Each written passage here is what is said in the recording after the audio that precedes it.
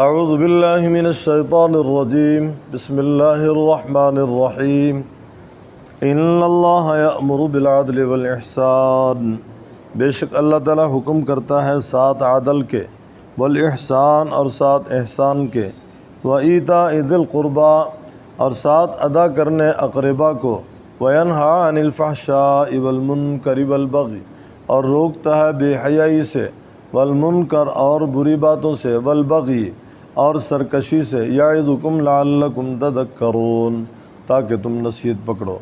وَأَوْفُوا بِعَهْدِ اللَّهِ اِذَا عَاهَدتُّم، پورا کرو اللہ تعالیٰ کے عہد کو جب تم عہد کرو، وَلَا تَنقُضُوا الْأَيْمَانَ،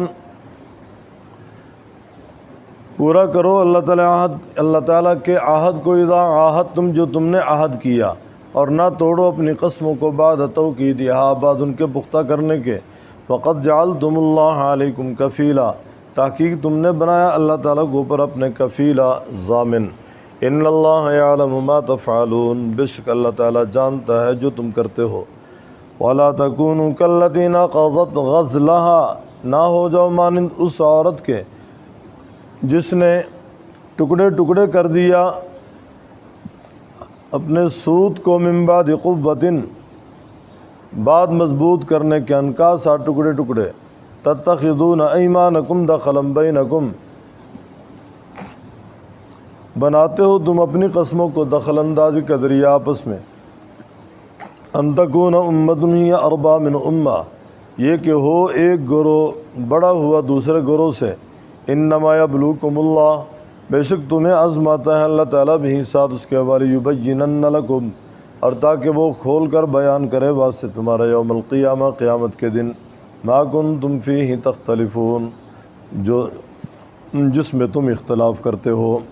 بلو شاء اللہ، اور اگر چاہتا اللہ تعالیٰ، لجعلکم امۃ واحدہ، البتہ کر دیتا تم کو ایک ہی امت، ولکن یضل من یشاء، لیکن گمراہ کرتا ہے جس کو چاہتا ہے، ویہدی من یشاء، اور ہدایت دیتا ہے جس کو چاہتا ہے، ولا تسألن، البتہ تم سے ضرور سوال کیا جائے گا، عما کنتم تعملون، اس چیز کے بارے میں جو تم کرتے ہو۔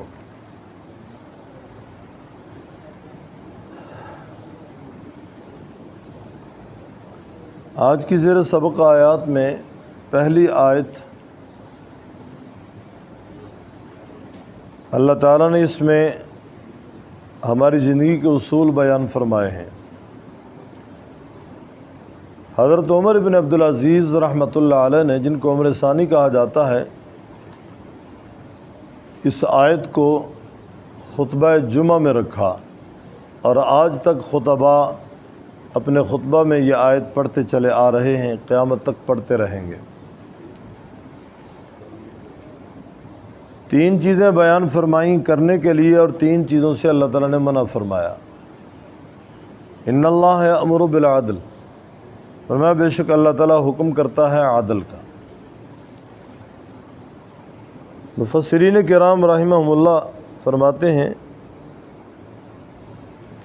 اقسم بن صیفی صاد کے ساتھ، آپ علیہ الصلوۃ والسلام کے پاس ایک شخص آیا، اس نے کہا کہ اللہ کے رسول میری رہنمائی فرمائیں۔ تو یہ آیت آپ نے پڑھ کر سنائی، وہ اسلام میں داخل ہو گئے۔ اور عثمان بن معذون رضی اللہ تعالیٰ عنہ، جو آپ صلی اللہ علیہ وسلم کے عزیز تھے، انہوں نے بھی اس آیت کو جب پڑھا سنا تو کہنے لگے بہت اچھا سبق ہے، اس میں اللہ تعالیٰ عدل کا حکم دے رہے ہیں، احسان کا حکم دے رہے ہیں، اقربا کو دینے کا حکم دے رہے ہیں۔ ان اللہ یأمر بالعدل، اللہ تعالیٰ عدل کا حکم دیتے ہیں کہ عدل کا دامن نہ چھوڑو، اپنے ہوں بیگانے ہوں سب کے ساتھ عدل کا معاملہ کرو۔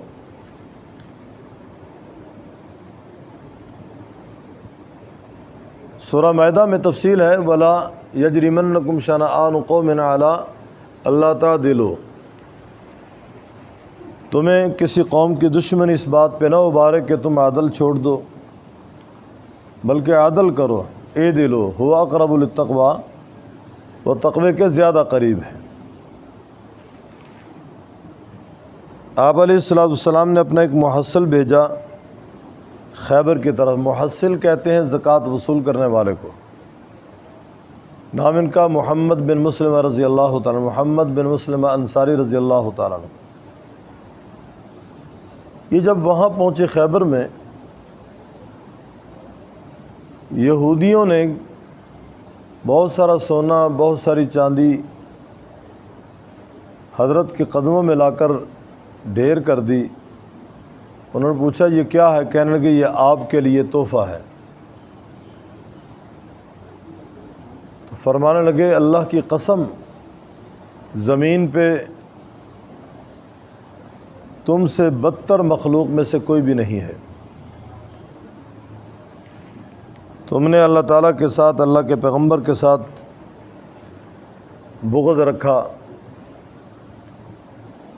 تم نے حضرت موسیٰ علیہ السلام کی اتباع چھوڑی، عیسیٰ علیہ السلام کے ساتھ کفر کیا، اور آج دین اسلام کے ساتھ تمسخر کر رہے ہو۔ اور پھر یہ آیت پڑھی وَلَا يَجْرِمَنَّكُمْ شَنَآنُ قَوْمٍ عَلَىٰ أَلَّا تَعْدِلُوا اعْدِلُوا هُوَ أَقْرَبُ لِلتَّقْوَىٰ۔ فرمانے لگے کہ حق کا دامن میرے ہاتھ سے چھوٹنے نہیں پائے گا۔ تمہاری دشمنی مجھے عدل سے بیگانہ نہیں کر سکتی، میں عدل کروں گا، اور عدل کا تقاضا یہی ہے جو تم عہد کر چکے ہو وہ تم دو، اور تمہیں دینا پڑے گا۔ فرمایا لے جاؤ یہاں سے اٹھا کر، نہیں لیتا میں یہ تمہارے تحفے۔ کوئی سراسر رشوت ہے، رشوت۔ انہوں نے کہا تھا یہ ہم سے مال لے لیں، ہم پہ جو ٹیکس عائد ہے نا اس میں کمی کر دیں۔ آج کل یہی کچھ ہو رہا ہے۔ اگر 1,00,000 روپے کسی کا ٹیکس بنتا ہے، 25,000 روپیہ اس کی جیب میں ڈالا جاتا ہے، کہ مثال دے رہا ہوں، تو اس 1,00,000 کے چند ہزار بنا کر ادا کر دی جاتے ہیں اور جان چھڑائی جاتی ہے۔ تو گویا حکومت کا خزانہ نہیں بلکہ سرکاری افسر کا پیٹ جو ہے نا وہ اس کے لیے خزانہ بنا ہوا ہے، اور وہ رشوت کا مال اس کے پیٹ میں جاتا ہے۔ یہی وجہ ہے کہ ہم لوگ ترقی کی بجائے تنزلی کی طرف جا رہے ہیں۔ ان اللہ یأمر بالعدل، بے شک اللہ تعالیٰ حکم کرتا ہے ساتھ عدل کے، والاحسان، اور احسان کے۔ احسان کیا؟ ان تعبد اللہ کأنک تراہ، اللہ کی بات اس طرح کرو گویا تم اللہ تعالیٰ کو دیکھ رہے ہو۔ حالانکہ ہم اللہ رب العزت کو نہیں دیکھ سکتے، یہ آنکھیں اللہ تعالیٰ کا دیدار نہیں کر سکتی، تو پھر یہ خیال کر لو فَإِن لَمْ تَكُنْ تَرَاهُ فَإِنَّهُ يَرَاكَ، کہ تم نہیں دیکھ سکتے لیکن اللہ رب العزت تمہیں دیکھ رہا ہے۔ جب ہمارا حال یہ ہوگا کہ اللہ تعالیٰ ہمیں دیکھ رہے ہیں تو یقیناً پھر ہماری عبادت روح سے خالی نہیں ہوگی۔ پھر ہر وقت یہ خیال ہوگا کہ میرا قیام، میرا رکوع، میرا سجدہ، میرے ہاتھ، میرے پاؤں اللہ تعالیٰ کے سامنے ہیں، کہیں کوئی غلط حرکت نوٹ نہ ہو جائے۔ آج مادی جہان کے اندر مادی آلات سے ہمیں بڑا خوف ہے۔ کسی بھی پبلک مقام پہ ہم جاتے ہیں تو وہاں سامنے کہیں نہ کہیں لکھا نظر آتا ہے خبردار کیمرے کی آنکھ دیکھ رہی ہے۔ کیمرے کی آنکھ سے بڑا ہمیں ڈر لگتا ہے، لیکن اللہ تعالیٰ کے ہاں جو کیمرے نصب ہیں ان سے ہم نہیں ڈر رہے۔ کرامن کاتبین، فرشتے جو ہمارے کندھوں پہ بیٹھ کر ہماری ایک ایک حرکت نوٹ کر رہے ہیں، ہم ان سے نہیں ڈر رہے۔ ہماری صبح بغاوت میں، ہماری شام بغاوت میں، ہمارا دن بغاوت میں، ہماری رات بغاوت میں۔ ان اللہ یأمر بالعدل والاحسان، اللہ تعالیٰ حکم کرتا ہے عدل کا اور احسان کا، وایتاء ذی القربیٰ، اور رشتہ داروں کو دینے کا۔ فرمایا ادا کرو رشتہ داروں کو، رشتہ داروں پہ خرچ کرو۔ رشتہ داروں کے لیے عطیہ ہو، ہدیہ ہو، صدقہ فطر ہو، حتیٰ کہ زکوٰۃ تک سے ان کی معاونت، ان کا تعاون کیا جا سکتا ہے۔ وَيَنْهَىٰ عَنِ الْفَحْشَاءِ وَالْمُنکَرِ، اور روکتا ہے بے حیائی سے اور برائی سے۔ فحشاء منکر میں فرق، کہتے ہیں فحشاء وہ برائی ہے جس سے ساتھ دوسرا ملوث ہو، جس طرح زناکاری وغیرہ، اور منکر میں صرف آدمی اکیلا گناہ گار ہو۔ دوسرا فرق، فحشا کا معنی جس کا تعلق فعل سے ہو، منکر جس کا تعلق قول سے ہو، اور یہ بھی کہتے ہیں فحشا جو ظاہری طور پہ عمل کیا جائے، منکر جو چھپ کر کیا جائے۔ یہ دو تین فرق بیان کرتے ہیں، وَيَنْهَا عَنِ الْفَحْشَاءِ وَالْمُنْكَرِ وَالْبَغْيِ، اور سرکشی۔ یعظکم لعلکم تذکرون، نصیحت کرتا ہے تمہیں تاکہ تم نصیحت حاصل کرو۔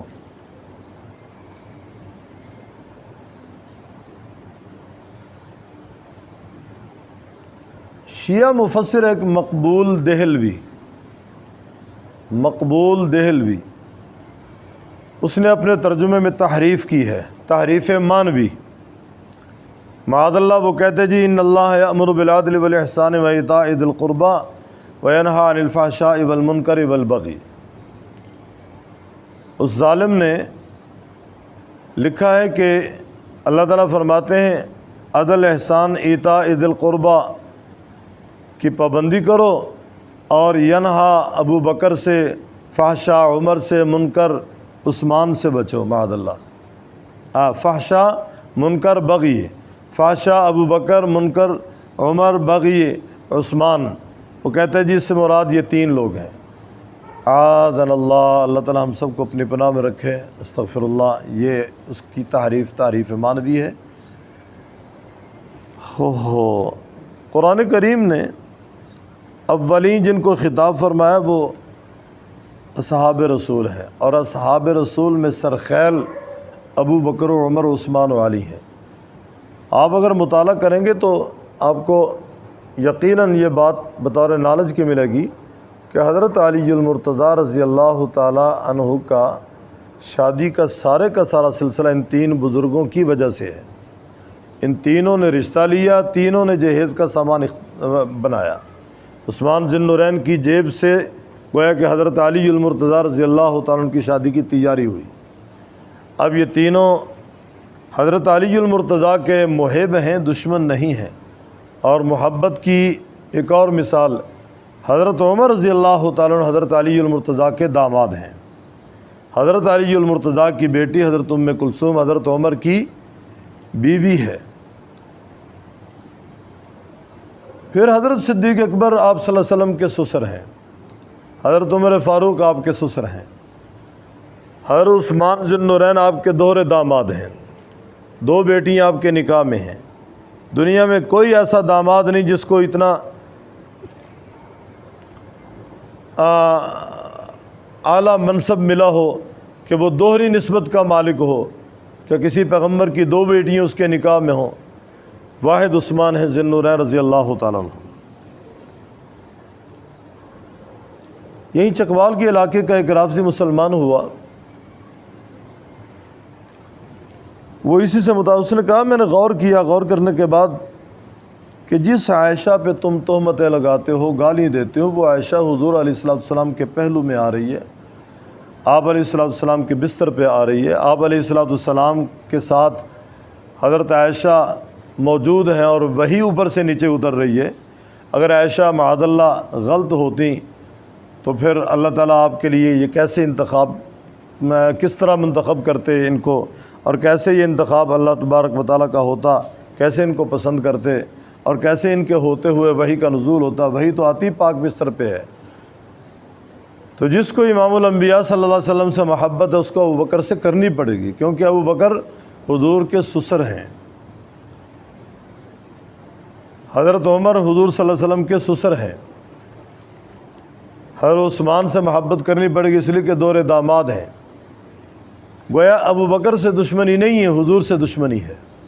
حضرت عمر سے دشمنی نہیں، حضور سے دشمنی ہے۔ حضرت عثمان سے دشمنی نہیں، حضور سے دشمنی ہے۔ غالباً شاہ عبدالعزیز رحمۃ اللہ علیہ کے زمانے کا واقعہ ہے کہ ایک رافضی وہ حضرت ام المؤمنین ام عائشہ رضی اللہ تعالیٰ عنہا کے بارے میں غلط فکر رکھتا تھا، تو جن سے گفتگو ہو رہی تھی وہ عالم فرمانے لگے مذہب کی فلاں کتاب میں لکھا ہوا ہے کہ ایک صحابی نے آپ علیہ السلام کی مہر نبوت کو بوسہ دیا اور وہ جنت میں جائیں۔ اس نے کہا کیا اشکال ہے؟ یہ حضرت عکاشہ ہیں رضی اللہ تعالیٰ عنہ، آپ علیہ السلام کی مہر نبوت کو بوسہ دیا اور ان کے لیے جنت کی بشارت آ گئی۔ تو اس رافضی نے کہا کیا شک ہے اس میں؟ فرمانے کہ اچھا ایک لمحے کے لیے حضور کی مہر نبوت کو بوسہ دے اور وہ جنت میں جائے، اور جو سال ہا سال پیغمبر کے پہلو میں سوئے وہ جہنم میں جائے۔ اس نے کہا ہو، اب سمجھ آئی بات۔ اس نے رافضیت سے توبہ کی اور اسلام میں داخل ہو گیا۔ غلط فہمیاں بھی ہیں اور اللہ تعالیٰ کی طرف سے ٹھپے بھی لگے ہوئے ہیں، مہریں بھی لگی ہوئی ہیں۔ جب اللہ تبارک و تعالیٰ کسی کے ساتھ شر کا فیصلہ کرتے ہیں، اس کے ایمان کو سلب کر لیتے ہیں، حقیقت کو دور کر دیتے ہیں، حق سے محروم کر دیتے ہیں اسے، نہ حق اس کے قریب جاتا ہے نہ وہ حق کے قریب جا سکتا ہے، جس طرح ابو جہل ابو لہب کے بارے میں فیصلہ ہوا۔ یعنی نبوت کا زمانہ نبی کے ہوتے ہوئے، وحی کے ہوتے ہوئے، قرآن کے نزول کے وقت، جبرائیل کی بار بار آمد، اتنی برکات ہونے کے باوجود ابو جہل ایمان سے محروم، ابو لہب ایمان سے محروم۔ کیوں؟ اللہ تعالیٰ نے ان کے لیے فیصلہ کر لیا تھا، ختم اللہ علی قلوبہم وعلی سمعہم وعلی ابصارہم غشاوہ، کہ ان کو میں نے ایمان نہیں دینا، اس لیے کہ انہوں نے میرے پیغمبر کو ستایا ہی بہت زیادہ ہے، تنگ ہی بہت زیادہ کیا ہے، میں نے ان کو ایمان نہیں دینا، ایمان سے محروم رکھا۔ اس طرح وہ رافضی جو حضرت ابوبکر یا حضرت عمر یا حضرت عثمان کو گالی دیتے ہیں، وہ در پردہ محمد رسول اللہ کو گالی دے رہے ہیں۔ کیوں؟ آپ علیہ السلام کے سسر کو یا آپ کے داماد کو اچھا نہ سمجھنا، گویا پیغمبر کو اچھا نہیں سمجھا جا، جبکہ ہم یہ کہتے ہیں کہ پیغمبر اللہ کا انتخاب ہے، اور پیغمبر جو کہتا ہے وحی کی بنیاد پہ کہتا ہے، اور پیغمبر کے لیے جو چیزیں منتخب ہوئیں وہ بھی اللہ تعالیٰ کی طرف سے ہوئیں۔ اللہ کا پیغمبر تو اللہ کا انتخاب ہو اور اللہ تعالیٰ کے پیغمبر کے لیے دنیا کا انتخاب ہی کیسے ہو سکتا ہے؟ وہاں بھی اللہ تعالیٰ ہی کا انتخاب ہوگا۔ آپ علیہ السلام کے نکاح میں آنے والی تمام ازواج مطہرات تھیں، پاکیزہ تھیں، کسی ایک کے بارے میں غلط تصور نہیں کیا جا سکتا۔ کسی ایک ماں کو گالی دینا سب ماں کو گالی دینا ہے، کسی ایک صحابی پہ تان کرنا تمام صحابہ پہ تان کرنا ہے۔ یہ اسی طرح جس طرح آج کسی بھی معلم کے بارے میں کہے کہ اس کے شاگرد سارے کے سارے نالائق ہیں، کیا معنی؟ کہ وہ تربیت کا اہل نہیں ہے، وہ تربیت نہیں کر پا سکا۔ تو گویا شاگردوں پہ تان نہیں، استاد پہ تان ہوتا ہے۔ یہ اسی طرح امام الانبیاء صلی اللہ علیہ وسلم کے اصحاب پہ تان، آپ علیہ السلام کی ذات اقدس پہ تان ہے۔ اللہ تعالیٰ بچائے، اللہ تعالیٰ محفوظ فرمائے ہمیں۔ یعظکم لعلکم تذکرون واوفوا بعہد اللہ، پورا کرو اللہ تعالیٰ کے عہد کو، اذا عاہدتم، جب تم عہد کر چکو، ولا تنقضوا الایمان بعد توکیدہا، تم نے الست بربکم قالوا بلا بلا عہد کیا، اسے پورا کرو۔ فرمایا نہ توڑو اپنی قسموں کو بعد ان کے پکا کرنے کے۔ وقد جعلتم اللہ علیکم کفیلا، تم نے بنایا اللہ تعالیٰ کو اوپر اپنے ضامن۔ ان اللہ یعلم ما تفعلون، بے شک اللہ تعالیٰ جانتا ہے جو تم کرتے ہو۔ ولا تکونوا کاللتی نقضت غزلہا، مکہ مکرمہ میں ایک دیوانی عورت تھی، ریطہ بنت سعد اس کا نام تھا۔ کہتے ہیں یہ ذہنی طور پہ آؤٹ تھی، تو ہر وقت بولتی رہتی، کچھ نہ کچھ ایسا سلسلہ اس سے ہوتا رہتا جس سے لوگ پریشان ہوتے، گھر والے پریشان ہوتے۔ ایک چرخہ اس کے ہاتھ لگ گیا۔ اب اس نے کیا کیا کہ چرخہ کاٹنا شروع کر دیا، اور جس کا چرخہ تھا اس کو بھی قریب نہیں آنے دیتی تھی۔ گھر والوں نے پھر اس کے ساتھ کچھ روئی رکھ دینی، آپ نے تو چرخہ دیکھے نہیں ہوگا، روئی رکھ دینی، پھر وہ روئی سے گویا کہ وہ چرخہ چلاتی رہتی، سارا دن سوت کاٹتی، شام کا وقت سوت کو ٹکڑے ٹکڑے کر دیتی، پھر دھاگا کر دیتی۔ رب تعالیٰ فرماتے ہیں اس عورت کی طرح نہ بن جاؤ جس نے سارا دن سوت کاٹنے کے بعد پھر اسے ٹکڑے ٹکڑے کر دیا، تم بھی بار بار قسمیں اٹھاتے ہو پھر قسموں کو توڑ دیتے ہو. تتخذون ایمانکم دخلا بینکم، بناتے ہو تم اپنی قسموں کو دخل اندازی کا ذریعہ آپس میں. ان تکون امۃ ہی اربا من امہ، کہ ہو ایک جماعت بڑی ہوئی دوسری جماعت سے. انما یبلوکم اللہ، بے شک تمہیں آزماتا ہے اللہ تعالیٰ. ولا یبینن لکم، اور البتہ ضرور بیان کرے گا تمہارے لیے قیامت کے دن ما کنتم فیہ تختلفون، وہ جس میں تم اختلاف کرتے ہو. ولو شاء اللہ، اور اگر چاہتا اللہ تعالیٰ لجعلکم امۃ واحدہ، البتہ کر دیتا تم کو ایک ہی امت. ولکن یضل من یشاء، لیکن بہکاتا ہے جس کو چاہتا ہے، ہدایت دیتا ہے جس کو چاہتا ہے. البتہ تم سے ضرور سوال کیا جائے گا عما کنتم تعملون، تمہارے اعمال کے بارے میں. ان اللہ یأمر بالعدل، بے شک اللہ تعالیٰ حکم کرتا ہے ساتھ عدل کے، والاحسان، اور ساتھ احسان کے، وایتاء ذی القربیٰ، اور ساتھ اقربا کو دینے کے، وینہی عن الفحشاء، اور روکتا ہے بے حیائی سے، والمنکر، اور برائی سے، والبغی، اور سرکشی سے، یعظکم لعلکم تذکرون، نصیحت کرتا ہے تمہیں، لعلکم تذکرون، تاکہ تم نصیحت پکڑو. واوفوا بعہد اللہ، پورا کرو اللہ تعالیٰ کے عہد کو، اذا عاہدتم، جب تم عہد کرو. ولا تنقضوا الایمان، نہ توڑو اپنی قسموں کو بعد توکیدہا، بعد ان کے پختہ کرنے کے. وقد جعلتم اللہ علیکم کفیلا، تحقیق تم نے بنایا اللہ تعالیٰ کو اوپر اپنے ضامن. ان اللہ یعلم ما تفعلون، بے شک اللہ تعالیٰ جانتا ہے جو تم کرتے ہو. ولا تکونوا کاللتی نقضت غزلہا، نہ ہو جاؤ مانند اس عورت کے جس نے توڑ دیا اپنے سود کو، من بعد قوت، بعد مضبوط کرنے کے، انکاسا، ریزہ ریزہ یا ٹکڑے ٹکڑے. تتخذون ایمانکم، بناتے ہو تم اپنی قسموں کو، دخلا بینکم، دخل اندازی کا ذریعہ آپس میں، ان تکون امۃ ہی اربا من امہ، کہ ہو ایک امت بڑی ہوئی دوسری امت سے. انما یبلوکم اللہ، بے شک آزماتا ہے تمہیں اللہ تعالیٰ، بھی بے شک آزمائے گا تمہیں اللہ تعالیٰ بھی ساتھ اس کے. والا یبینن لکم یوم القیامہ، اور البتہ ضرور بیان کرے گا تمہارے لیے قیامت کے دن ما کنتم فیہ تختلفون، وہ جس میں تم اختلاف کرتے ہو. ولو شاء اللہ، اور اگر چاہتا اللہ تعالیٰ لجعلکم امۃ واحدہ، البتہ کر دیتا تم کو ایک ہی امت. ولکن یضل من یشاء، لیکن گمراہ کرتا ہے جس کو چاہتا ہے. ویہدی من یشاء، اور ہدایت دیتا ہے جس کو چاہتا ہے. ولا تسألن عما کنتم تعملون، اور البتہ تم سے ضرور سوال کیا جائے گا اس چیز کے بارے میں جو تم کرتے تھے.